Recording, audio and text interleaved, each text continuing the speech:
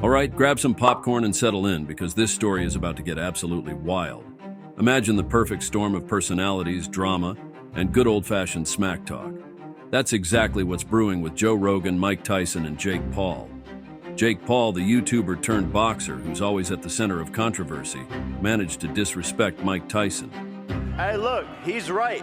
I can't stand here and say I did those things, but what I promise to the people is on July 20th, Mike will be put to sleep, and he will feel my power, and I will go down as the man who put Tyson to sleep for the last time. The gods sent us for a war of the ages, and I respect Mike. He's a legend, but it's time. It's my time now. There's a reason why I have the same birthday as Customato, because I'm going to teach you how to fucking box, Mike. Okay. Now, not only is Tyson furious, but Joe Rogan, the popular podcaster and UFC commentator, is rumored to have jumped into the fray. It's a full-blown attack on Jake Paul, and the rumors and reactions are flying everywhere. Let's break down this epic saga as if we're gossiping over coffee. And trust me, it's a story you won't want to miss. When Jake Paul disrespected Tyson, it was like setting off a powder keg. The specifics of Jake Paul's disrespect aren't entirely clear. It could have been a flippant comment, a social media post, or something said in an interview. But whatever it was, it struck a nerve with Tyson. According to the rumors, Tyson didn't just brush it off, he was furious. And when Mike Tyson is mad, you know it's going to get intense. He reportedly called out Jake Paul for his disrespect and questioned his place in the boxing world. Tyson's message was clear. You don't mess with the legends of the sport. But here's where things get even more interesting. Joe Rogan, who's known for his hugely popular podcast and his work as a UFC commentator, decided to back up Tyson. Rogan has always been a straight shooter. He's not afraid to speak his mind, and he has a massive platform to do it.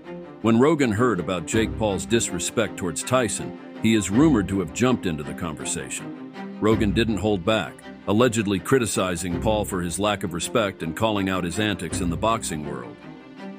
I always tell people, just forget that Jake Paul is a YouTube guy and watch him box. Yeah. The kid can fight, 100%. And that Tommy Fury fight really showed that. He doesn't, I'll tell you what, the one thing he doesn't want to do is fight Mike. No. Yeah, he wants to fight Mike, I think. Why? I don't know. I don't give a fuck if he's 55. That's still Mike Tyson. Mike's in good shape, too. Oh, my God. Mike trains every day. He trains with Rafael Cordero, who's a legend in MMA. He runs King's Mixed Martial Arts. And Rafael is a fucking world-renowned trainer. When you see him holding the mitts for Tyson, and Tyson smashing the mitts, like, Jesus. Yeah. Like, I don't give a fuck if you think he's 55 years old. That guy will hurt you. Yeah. If Jake Paul's on the other side of the ring and he sees Mike Tyson just fucking bobbing and weaving, he's going to have a recognition. Yeah. He's going to look over and go, oh my God, that's really Mike Tyson. Yeah. He is 57 years old. He will be 58 when they fight. He has had a long fighting career.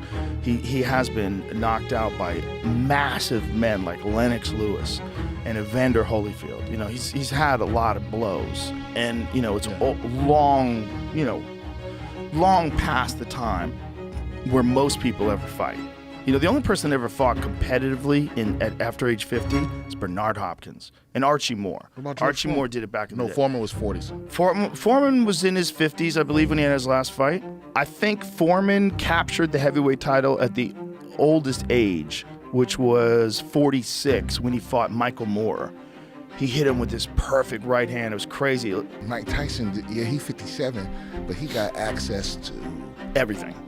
And he's also doing this very unique kind of training with electrical muscular stimulation that I've talked to some people that do that. And it has massive benefits of rehabilitating injuries. But that's interesting, right? Because you'd want to do like everything you can with a 57-year-old body to get it ready to do that. Yeah. I don't think people know. You don't lose that much ability. You know, you have to understand who you're talking about. But what does change though is your ability to recover. Yes. Right, and then the amount of damage you can take. Yes. That's what changes. But he can still fucking destroy that guy. The thing about the amount of damage you can take, that's also right. There's certain guys that as they get older, it's very disturbing because you see them get touched with a punch and they just go out. You'll see that with like, some older MMA fighters. I saw that with Chuck Liddell. Yes. Where it was like, nobody could knock him out. Nobody. Rogan's involvement added another layer to the drama. With his massive following and influence, Rogan's words carry a lot of weight.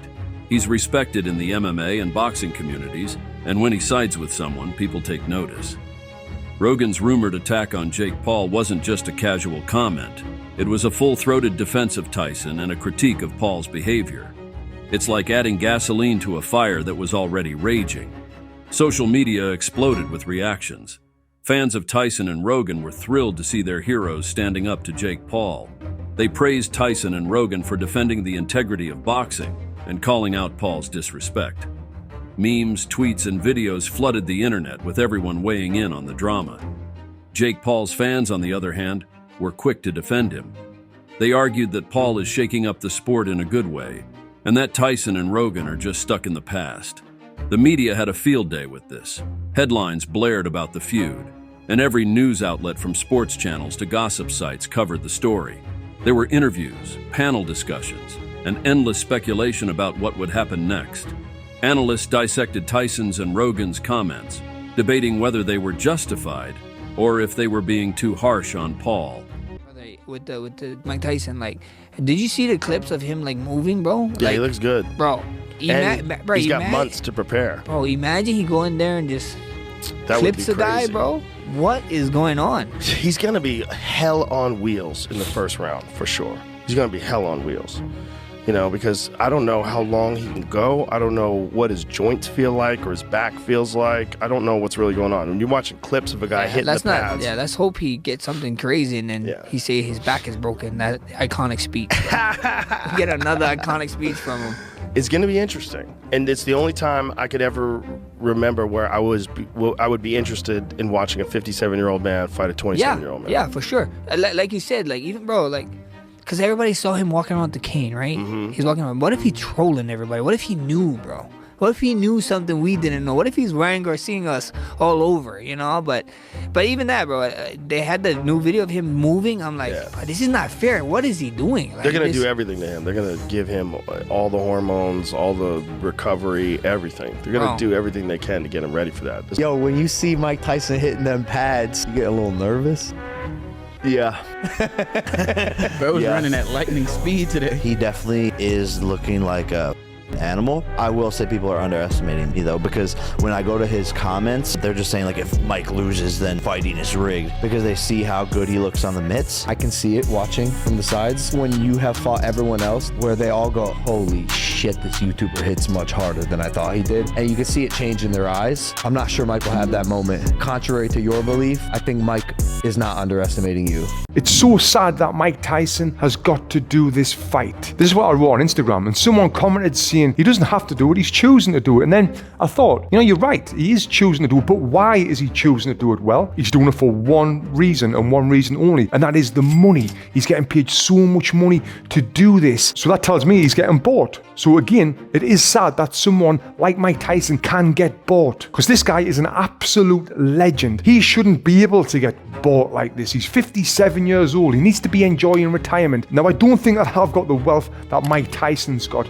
but if someone offered me $20 million to fight Jake Paul, I would say no, because I care too much about me brain health, about me children, about me family, where it seems like he is being bought. And I'm not trying to disrespect the man. I absolutely love the man. It's just so bloody sad, in my opinion. Who do you think would be a harder fight for you right now, Mike Tyson or Jake Paul? In a hypothetical scenario, who do you think would be tougher for you? I think if you put them together in the ring with me, maybe it's gonna... Maybe both together? Maybe it's gonna be a little complicated. But one or the other, they're not the same, you think? They're the same, you think, for you? Who do you think would win between them? It's hard to say, but it's risky for Mike Tyson. Really? Why? Sure. Yeah, because he's 57 and 58, I don't know. Jake Paul and Tyson is one you just never imagined. There's a reason to win now, because this will go against Tyson's record, which is such a wonderful legacy, and all all of a sudden it starts to feel a little bit more real. Imagine the next 20 or 30 years of his time on this planet, how he's gonna be looked at. It's this whole new demographic where this guy is a legend, but they're gonna actually see him, and he does not want to lose to Jake Paul. That just isn't the loss that you want. He just fought Roy Jones Jr. He did a great job. He even did that fight high, if I heard him correctly. He's training with some good coaches, and I think Mike Tyson still got it. He's gonna come out there and he's gonna surprise us. I'm shocked they made it an actual fight and sanctioned it. I think the only thing I'm worried about is Mike Tyson's health. Getting hit in the head at that age is never the best thing to do. But hey, I'm pumped for it. This question is for Jake.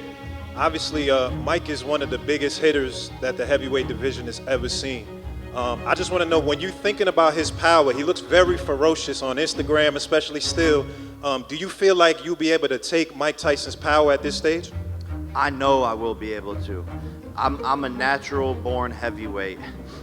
This is what I was born to do, is to move up into this weight class, and I'm gonna show Mike who has the more power, because he's underestimating me. I think everyone else is underestimating me, and I believe that I hit harder. I know it's gonna be tough. I know I'm gonna have to fight through adversity. I know I might even go to the canvas. I'm scared, don't get me wrong, but it's not about the fear stopping me. It's about going into it even though I am scared, and that's what true bravery is.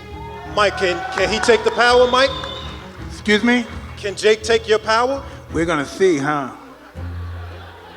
Some even wondered if this feud could lead to a showdown in the ring, with Paul facing off against a fighter backed by Tyson, or even Rogan himself in some capacity.